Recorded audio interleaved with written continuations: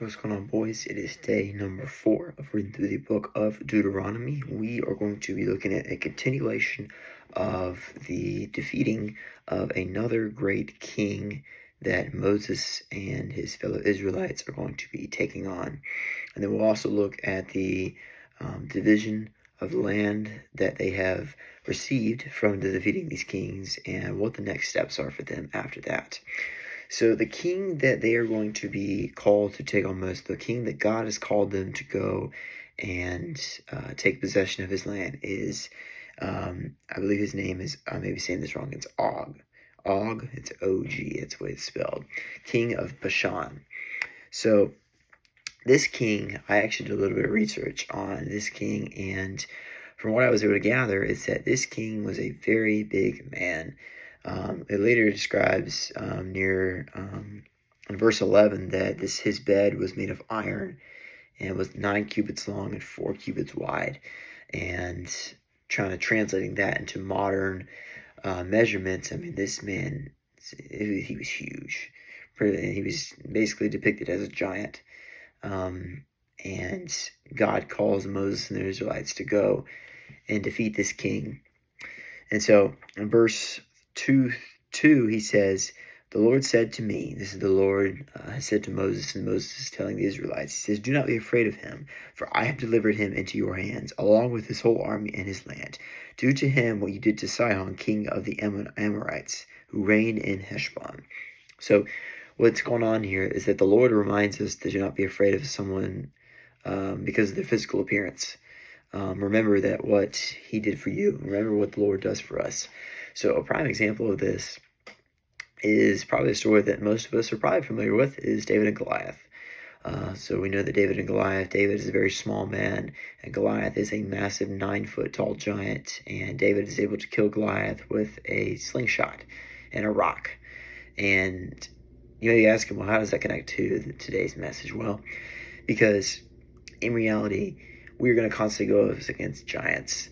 And this may not always be physical giants, but this is all sometimes mentally going against people who are so hard-headed and sometimes seem like so impossible. They seem too difficult to try and understand or try and, make them understand what you're trying to tell them, because they're so hard-headed and they're so affiliated with their ways of life. But God reminds us that that's not going to be the case. When you trust in God and trust that he will take care of things, it won't matter. You can walk into that situation with full confidence and you'll do just fine. I believe that, God is constantly always trying to tell us to take these big risks. And the problem is that we see these things that are on the line and we get afraid because they look like something, well, that's not something I can handle. It's not something I can do. But something I also thought about is, say, you're looking to do some sort of fitness goal, whether that's to run a marathon or to run a half marathon or to just get better overall. And, you've never really worked out before, and someone says, hey, we're going to go run a marathon next year. And you're like, I can't do that. But what you come to the realization of is that, well, I may not be able to do that now, but I can do that then. I can train myself. And how do you train yourself? Well, with consistency, with showing up and developing yourself. God does the same thing.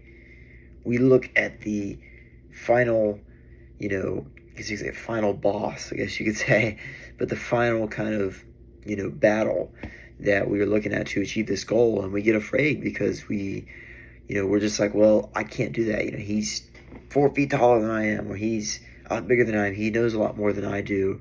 And God's like, does he?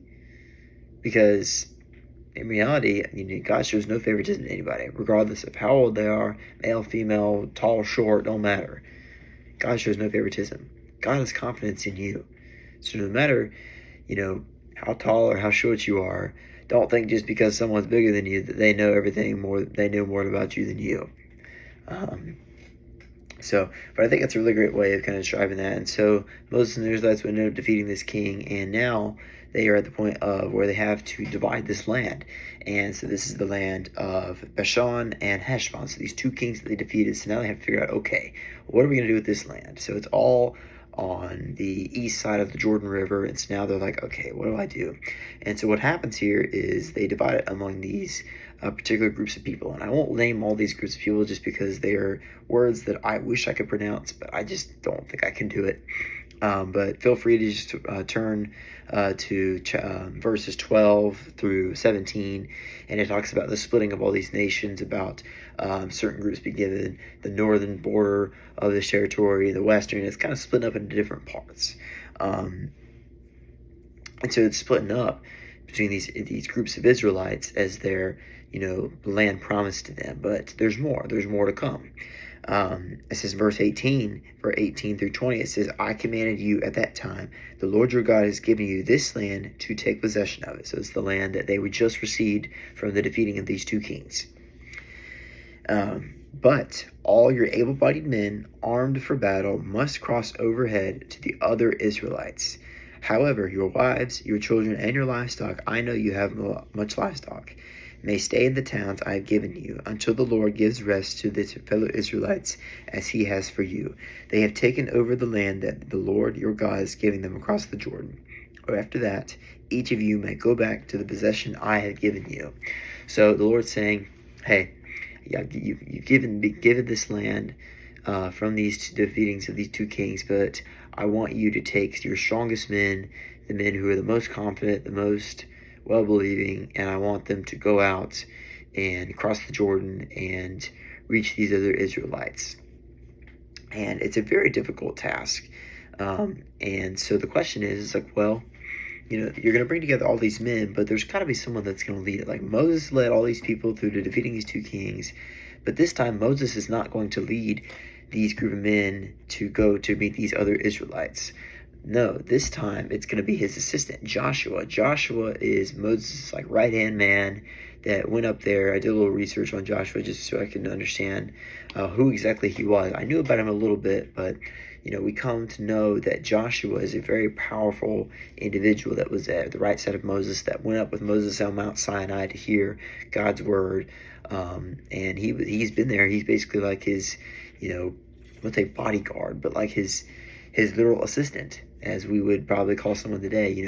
There's a main principal and an assistant principal, a main head boss and an assistant boss, and whatever you want to affiliate that with. And so now we get to this last passage talking about Moses forbidden to cross the Jordan. So verse 21 through 22 says, at that time I commanded Joshua, you have seen with your own eyes all that the Lord your God has done to these two kings. The Lord your God will do the same to all the kingdoms over there where you are going. Do not be afraid of them. The Lord your God himself will fight for you. So Moses is saying that, Joshua has been appointed to take this leadership position, and we get to see that he's reminding Joshua, hey, you're going to give him this position. He's like, don't forget, don't let this slip out of your mind. The Lord your God has delivered us, has given us this land, has allowed us these two kings to be defeated, and as long as you remain faithful and take into accountability what he can do, you can go over there and those kingdoms will fall, and those kingdoms will be delivered into your hands because of who God is. And you can just imagine Joshua, who's been the man just following Moses around for so long, and now he's called up to make this leadership role work. And it's probably very tasking. I'm sure he's probably pretty nervous, but I can imagine that he's very eager to take this position on. And the last thing I want to finish off with is verse 28, that is not only a message about what they're going to do for Joshua, but a message that we can do in our own lives. It says, but commission Joshua and encourage and strengthen him, for he will lead this people across and will cause them to inherit the land that you will see. So we constantly go through life, and sometimes we have to make some turnarounds, and we have to, take some new steps. Sometimes we have to fall. Sometimes you'll fall before you start going up. But most importantly is when you're beginning a new journey or when you see someone beginning a new journey, encourage them. Don't just tell them you've got this, but tell them you are doing great. I believe in you. God believes in you. God believes in you more than you believe in yourself. So remember that when you're beginning a new journey, remember that it's because of God, and He will be with you every step of the way. Every step. Don't forget that. So that's where we will finish off with today's word about Joshua now going into the land on the other side of the Jordan. I'm going to go ahead and finish off with today's daily prayer and the 365 power prayers from men. Today we are on August 4th. Today's topic is called Effect of Peace. And the verse connected to it is Isaiah chapter 32, verse 17. The fruit of the righteousness will be peace. Its effect will be quietness and confidence forever. God, I long for your peace, and I believe that my lack of it at any stage of my life, because I am striving within myself and not trusting you. Help me to understand my dependence on you so that I will be full of confidence and peace. Give me the spirit of revelation and show me how you have set me in this place. I want to see what you are doing in my life. I want our minds to be one and my heart to be devoted to your desires. Fill me with the quiet spirit that is led by your spirit. So we have to be willing to call upon God and say, I want to know your ways. I want to look at other people the way you look at other people. I want to look at the world the way you look at the world. And that is today's word. Let's go out and be like Joshua and take this new step after we have been learning so much our whole lives. That is today's word. I hope to see you guys very soon. Peace out, boys.